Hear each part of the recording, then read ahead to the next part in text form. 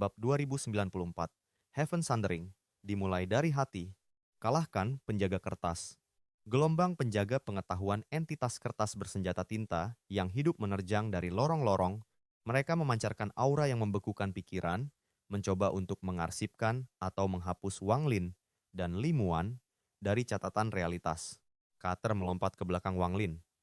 "Ini salahmu, kamu yang membuat aku merobek buku itu." "Bisu!" hardik Wang Lin. Matanya tidak melihat ke arah penjaga, tapi ke Limuan yang semakin pucat di pelukannya. Noda-noda hitam di jaring takdirnya melebar dengan kecepatan yang mengkhawatirkan. Setiap napasnya terasa lebih dangkal. "Jangan, jangan lagi. Aku tidak akan kehilanganmu lagi." Amarah itu, yang telah diubahnya menjadi es, kini meleleh menjadi lava tekad yang tak terbendung. Dia merasa batas antara dirinya dan Heaven Defying Beat menjadi kabur. Benda itu bukan lagi sekadar pusaka. Rasanya seperti organ ekstra yang berdenyut dengan irama kemarahannya. Dia tidak melancarkan serangan spektakuler. Dia melakukan sesuatu yang lebih sederhana dan lebih menakutkan. Dia berjalan maju, masih memeluk Limuan. Penjaga kertas pertama mendekat, pedang tinta mengayun. Wang Lin hanya melihatnya. Tatapannya bukan tatapan biasa, tapi tatapan Heaven Trampling yang sepenuhnya terekspresi tatapan yang menganggap langit dan bumi sebagai pijakan. Di bawah tatapan itu, pedang tinta menguap sebelum menyentuhnya. Tubuh penjaga kertas itu berhenti, lalu mulai berubah menjadi debu buku tua, hancur dari dalam oleh kontradiksi sederhana. Bagaimana mungkin sesuatu yang diciptakan untuk menghapus bisa menghapus sesuatu yang tidak mengakui otoritas penghapusannya? Itu adalah penerapan dasar dari logika paradoks yang dia pelajari di era Dao primal, tetapi sekarang diinternalisasi menjadi bagian dari caranya melihat dunia. Penjaga-penjaga lain menyerbu. Wang Lin terus berjalan. Setiap langkahnya adalah pernyataan. Langkah pertama, 5 penjaga meledak menjadi hujan origami yang terbakar. Langkah kedua, rak buku di sampingnya bergetar dan runtuh.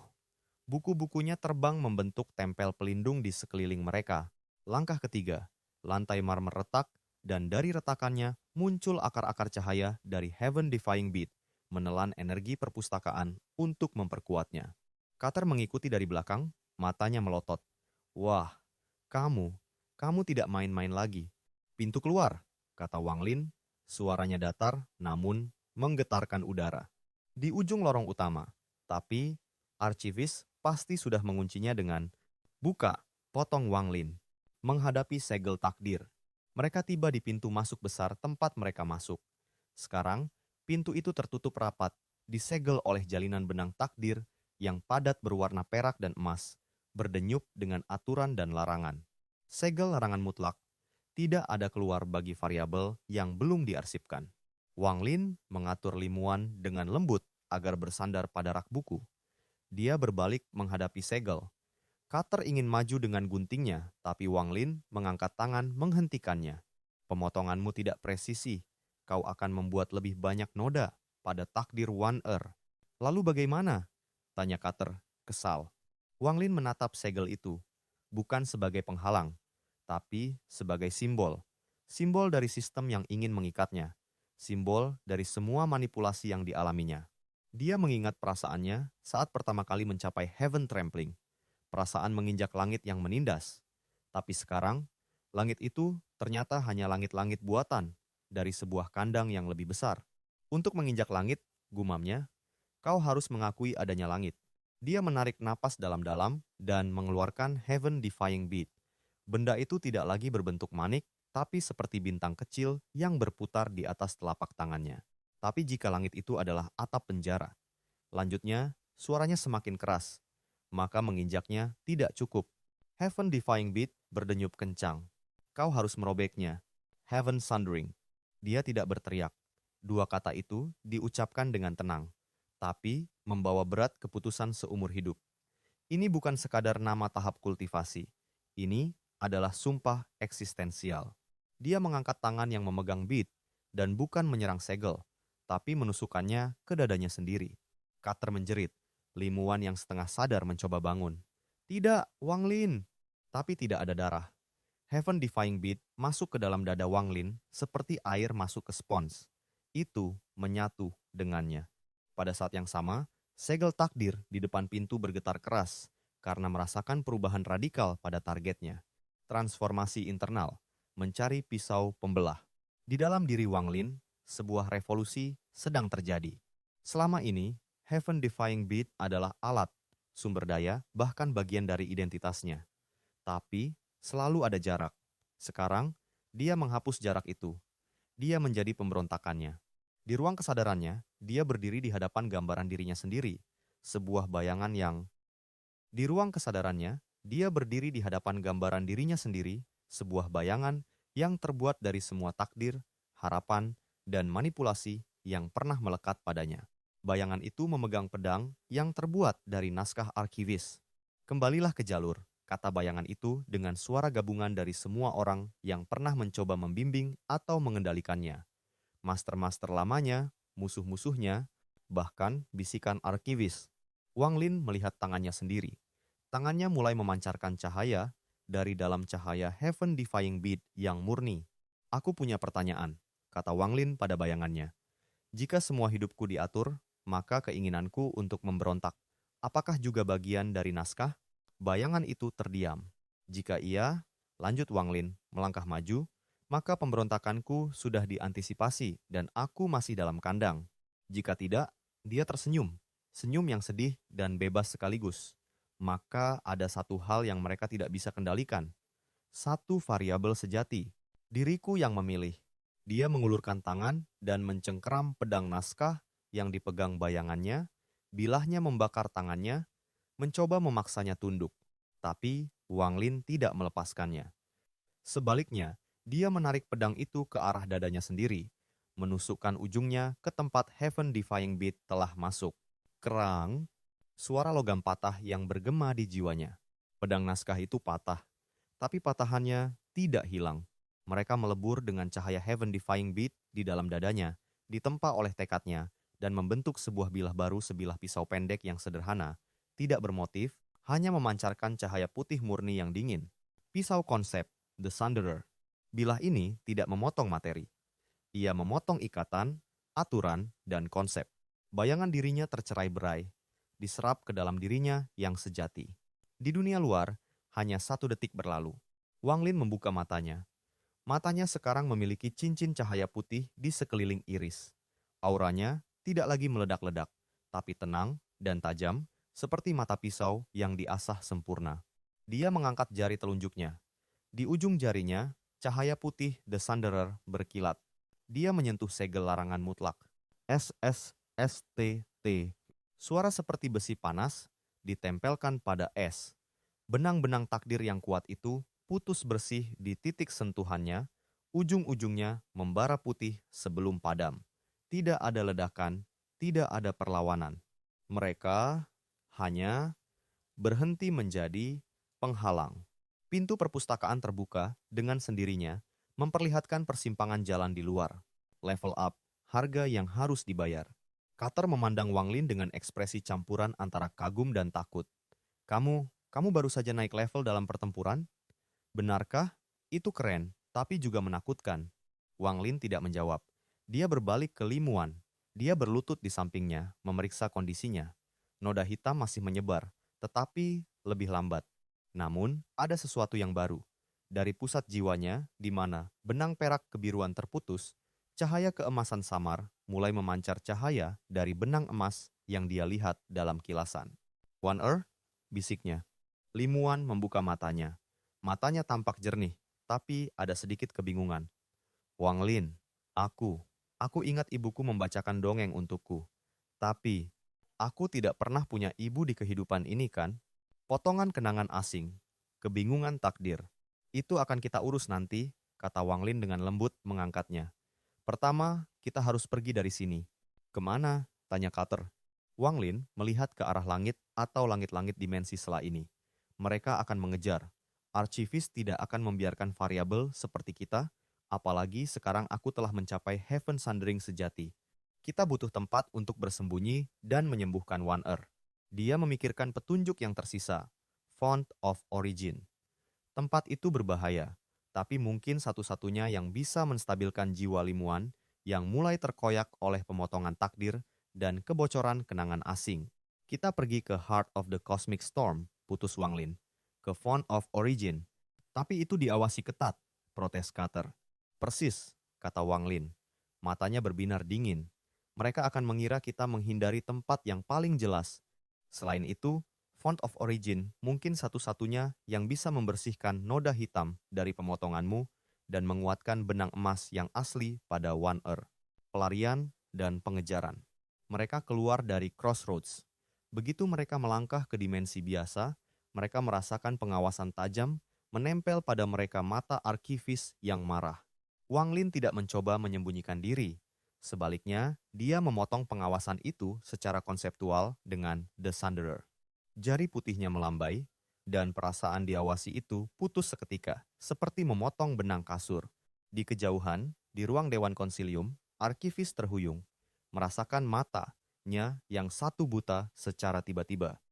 Emosi tertentu terasa jauh, dan di tempat benang-benang itu terpotong, noda-noda hitam bermunculan, lebih besar dan lebih gelap dari sebelumnya, mulai menyebar seperti kanker di jaring takdirnya. Whoops, terlalu banyak gaya. Carter terkekeh, tapi matanya menunjukkan sedikit penyesalan atau mungkin hanya kekecewaan karena hasilnya tidak sempurna. Tapi itu belum semuanya. Buku induk naskah yang sekarat tiba-tiba meledak dalam gelombang energi takdir yang kacau. Gelombang itu menghantam mereka semua. Wang Lin berusaha melindungi Limuan, tapi gelombang itu tidak bersifat fisik. Gelombang itu membuka tabir realitas untuk sesaat.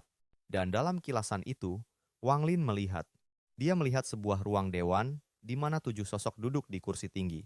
Arkivis ada di sana, berdiri memberi laporan. Di tengah ruangan ada sebuah model miniatur Four Realms dengan benang-benang cahaya menghubungkan titik-titik penting, dan salah satu titik itu adalah Limuan.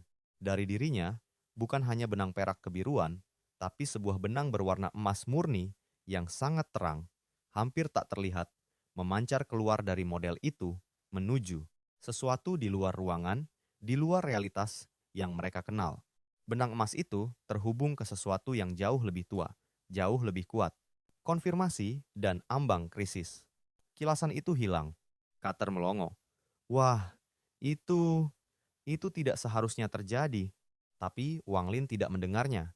Dia menatap Limuan yang tampak bingung dan goyah. One Air, bisiknya. Aku melihat ada sesuatu yang lain padamu, bukan dari arkivis.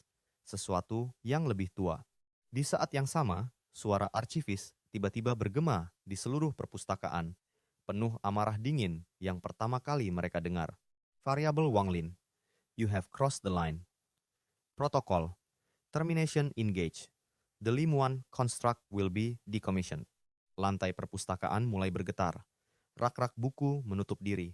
Dari segala penjuru, penjaga pengetahuan yang terbuat dari kertas dan tinta hidup mulai muncul. Mata mereka berapi-api dengan tujuan tunggal. Menghapus mereka. Carter mendesis, tapi untuk pertama kalinya dia tampak gugup. Aku mungkin telah membuat mereka sangat, sangat marah. Wang Lin memeluk Limuan yang semakin lemah. Noda hitam di takdirnya menyebar lebih cepat di bawah tekanan gelombang terminasi. Mereka terjebak di First Library, dengan Limuan yang mulai runtuh, arkivis yang murka, dan Carter yang tidak bisa diandalkan. Dan di atas segalanya, misteri benang emas di dalam Limuan yang bahkan arkivis mungkin tidak sepenuhnya pahami. Wang Lin menarik napas dalam-dalam. Matanya yang sebelumnya penuh kemarahan dan frustrasi, tiba-tiba menjadi tenang yang menakutkan. Tenang sebelum badai. Baiklah, ucapnya. Suaranya rendah tapi memenuhi ruangan. Jika ini perang yang mereka inginkan, maka mereka akan mendapatkannya. Dia mengangkat tangannya, dan untuk pertama kalinya sejak mencapai Heaven Trampling, dia mulai secara aktif merobek selubung realitas di sekitarnya, tidak lagi peduli pada konsekuensinya. Energi Heaven Defying Beat berdenyut liar di dalam dadanya, merespons kemarahan dan tekadnya. Mari kita lihat siapa yang bisa mengatur siapa.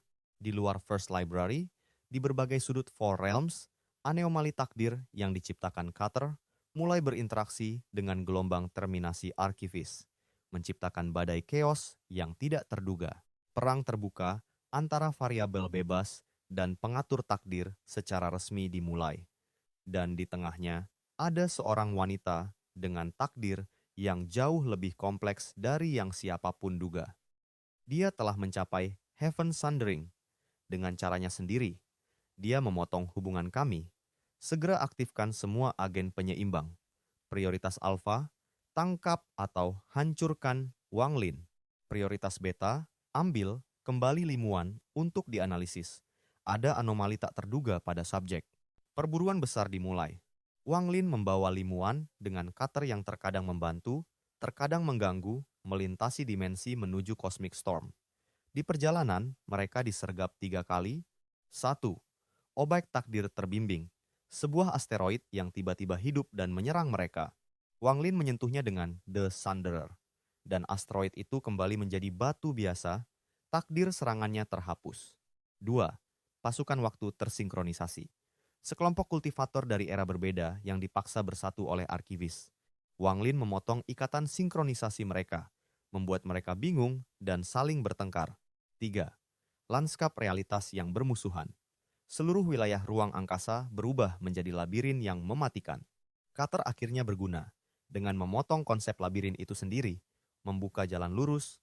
Dengan setiap konfrontasi, Wang Lin semakin mahir menggunakan heaven sunderingnya. Dia belajar bahwa ini bukan hanya tentang kekuatan, tapi tentang penglihatan. Dia bisa melihat jahitan realitas, di mana aturan disambung, di mana takdir diikat dan memutusnya. Tapi setiap penggunaan menguras bukan hanya energi, tapi esensi dirinya. Dia sedang menggunakan jiwanya sendiri sebagai bahan bakar untuk pisau pembelahnya, sampai di pinggiran badai. Akhirnya, mereka tiba. Heart of the Cosmic Storm bukanlah sebuah lokasi, melainkan sebuah fenomena yang terus bergerak. Di depan mereka terbentang pusaran raksasa energi Dao yang bergejolak sisa-sisa dari perang kosmik zaman kuno. Warna-warnanya ganas, ungu, hijau toska, merah darah, semua berputar dalam kekacauan yang memekakan telinga jiwa. Di pusat badai yang tenang, mata badainya, seharusnya terletak Font of Origin. Kita tidak bisa terbang masuk, teriak Cutter di atas deru energi. Energinya akan merobek-robek kita bahkan sebelum kita sampai. Wang Lin memandang badai itu. Dia melihat jaringan aturan kacau yang membentuknya. Aturan-aturan itu saling bertabrakan, menciptakan kekuatan penghancur. Lalu dia melihat limuan di pelukannya, napasnya semakin lemah. Noda hitam sudah menyebar ke bahu dan lehernya secara spiritual. Cahaya keemasan di dadanya berdenyut lemah, seperti nyala lilin di tengah angin. Tidak ada waktu. Dia menarik The Sunderer, pisau konsep putih dari dalam jiwanya. Bukan versi kecil di jarinya, tapi bentuk sepenuhnya. Sebilah pisau pendek yang sederhana, namun menggetarkan jiwa. "Kau akan apa?" tanya Cutter. "Badai ini," kata Wang Lin, suaranya tenang di tengah keributan, dijalankan oleh aturan. Aturan adalah konsep. Dia mengangkat pisau putihnya, bukan ke arah badai, tapi ke arah konsep badai itu sendiri di dalam pikirannya. "Aku menyatakan, jalan." Dia mengayunkan pisaunya, memotong secara horizontal. Tidak ada yang terjadi pada badai fisik. Tapi tiba-tiba, di tengah pusaran energi yang bergejolak, sebuah terowongan lurus dan tenang muncul, membelah badai dari tepi langsung ke mata. Seolah-olah hukum badai dipatahkan untuk jalur itu. Itu adalah heaven sundering tingkat tinggi, memotong aturan realitas lokal untuk menciptakan pengecualian. "Masuk," kata Wang Lin. Suaranya terdengar lelah untuk pertama kalinya. Mulutnya mengucurkan darah harga untuk memaksa realitas. Mereka melesat melalui terowongan itu. Di kiri kanan mereka, energi badai mengamuk tapi tidak bisa menyentuh mereka, seolah dipisahkan oleh kaca tak kasat mata. Di ujung terowongan, mereka melihatnya. Font of Origin. Bukan mata air fisik, tapi sebuah cahaya primordial yang melayang di tengah kehampaan. Berbentuk seperti tetesan air raksasa yang membalik. Dari tetesan itu, aliran murni eksistensi mengalir keluar, menetes ke dalam kehampaan, dan menciptakan kristal-kristal realitas kecil yang langsung lahir dan mati. Tapi, ada sesuatu yang lain di sana. Berdiri di depan font, dengan punggung menghadap mereka, adalah seorang pria berjubah biru tua, rambutnya panjang dan perak, diikat longgar. Dia tampak sedang mengamati font. Dia berbalik. Wajahnya tampan namun tanpa usia. Matanya berwarna seperti font itu sendiri, berisi cahaya penciptaan. "Wang Lin," kata pria itu, tersenyum hangat. Senyum itu seharusnya menenangkan, tapi membuat bulu kuduk Wang Lin berdiri. Aku telah menunggumu. Kau siapa? Tanya Wang Lin, waspada, sambil mendepakkan Limuan di belakangnya. Namaku tidak penting. Kau bisa memanggilku Kurator. Pria itu mengangkat tangan, menunjuk ke Fon. Aku yang menjaga tempat ini. Dan aku juga yang mengawasi proyek-proyek spesial konsilium. Arkivist adalah eksekutor. Tapi pria ini, dia adalah pengawas. Kau berada di sini untuk menghentikanku? Tanya Wang Lin, siap bertarung. Sebaliknya, kata kurator, senyumnya tidak berubah. Aku di sini untuk memberitahukan kebenaran-kebenaran yang bahkan arkivis tidak sepenuhnya tahu.